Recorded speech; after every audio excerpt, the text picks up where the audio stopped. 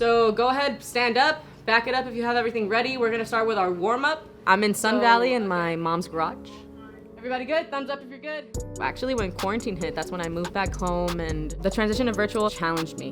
What makes you different from other coaches? Keep it up. Right, how do we keep kids engaged? Halfway. Keep it up, keep it up. The we over me is really what embodies what the Clippers believe in. I mean, they believe in their community. They believe in having a hand in the youth development. Basketball for them is really about encouraging kids to pick up a ball and use it to better their lives. With that, me being a lead coach for the youth team, we did 18 camps in a span of 8 weeks. The amount of effort that they put into getting these kids active and into getting these kids involved is just amazing. And it's awesome to be a part of that. I'm not just teaching you something for basketball, but I'm helping you with your confidence, and I'm helping you cope with the adjustments of this time. So I'm so grateful, and I feel like I don't think I'll do anything outside of basketball for the rest of my life like that, and I feel pretty confident with that. Keep it up. The energy of the Clippers game is insane.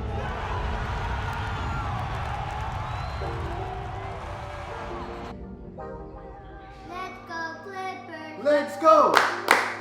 Maybe back in I want to say 96, I chose the Clippers. I remember when I started to like basketball, I like their momentum. They're very selfless. This team really is united. Growing up in South LA, you see the need. I said to myself, I want to make a difference in my community. I want to help out. Cedar Sinai has many community benefit programs, and one of those programs is Healthy Habits. I'm here now teaching nutrition education and physical activity. We're out in the community, bagging and distributing food to those that need it. And we get to partner with the Clippers. One of the parts of their mission is that they want to improve the health status of the community. I'm grateful and very proud. Yes, we got hit with this pandemic, but it's not stopping us. We're still out there. I truly believe that we're making a difference every single day, and I love what I do.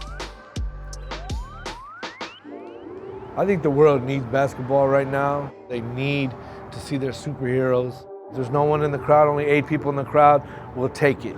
We just want to watch the pros be pros. I grew up in Altadena, California, born and raised. I was here for about almost 18 years now. I'm 17, so I've been here all my life.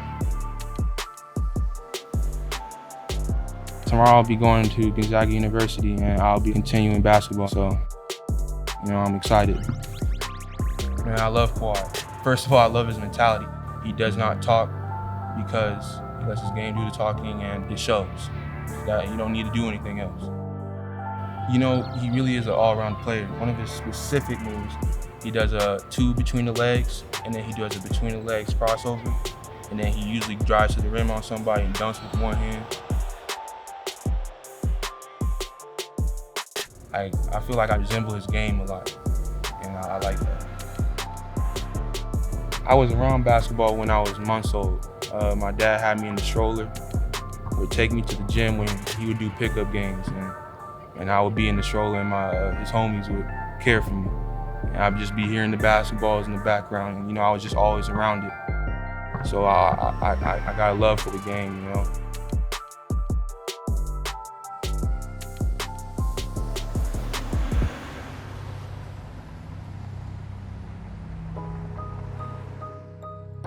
LA is not all lights, camera, action. It's really gritty.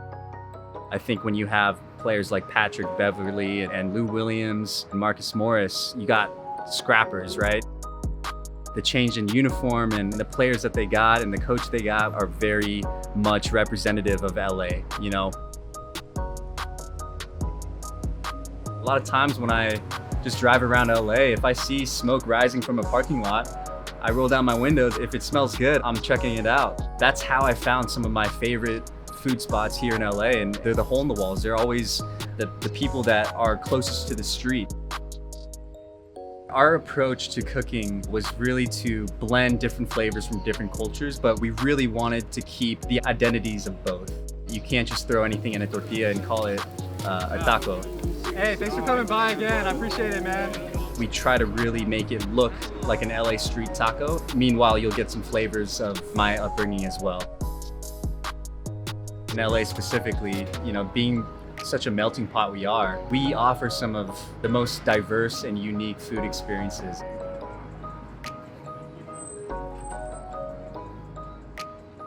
If you're into sports, if you're just into clothing or writing or music, use these times to push you forward. My name is Sydney and I'm from South Central LA. I grew up going to Clippers games. I take pride in being the silent threat because then you just get to do your work and make moves without necessarily too many people taking notice until you've arrived.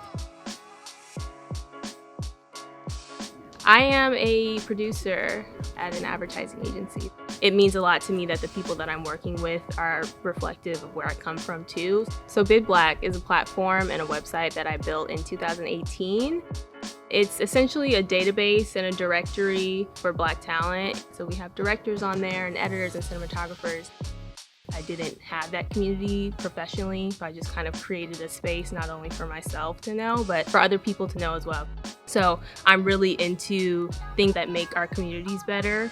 You know, Los Angeles, the culture here is so strong. It's really a place where culture is driven and culture is started. And I think that LA is such a big place that it's really important to have solid communities that are raising, you know, our kids and our next generation. Teamwork, there's nothing greater. Together, we write our story. LA our way.